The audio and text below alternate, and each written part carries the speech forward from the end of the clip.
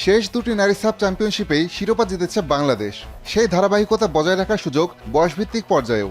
সাফ অনূর্ধ্ব ১৯ নারী চ্যাম্পিয়নশিপে টানা চতুর্থবার শিরোপার সুযোগ লাল সবুজদের সামনে, যেখানে বাংলাদেশের প্রতিপক্ষ ভারত। নেপালের পোখারায় ম্যাচটি শুরু হবে শনিবার বাংলাদেশ সময় বিকেল ৩টায়। ফাইনালের আগে এক ভিডিও বার্তায় দলের মানসিকতা ও ফিটনেস পরিস্থিতি জানিয়েছেন অধিনায়ক অর্পিতা বিশ্বাস। দলের অবস্থা ভালো, কেউ ইনজুরি নাই, সবাই মোটামুটি ফিট আছে। তো যেহেতু আমাদের পরশুদিন ফাইনাল খেলা, সবাই ফিট আছে, তো ফাইনালে ফাইট করার মতো সবার মেন্টালি প্রিপারেশন আছে। ইনশাল্লাহ আমরা ফাইনালে ভালো কিছু করব।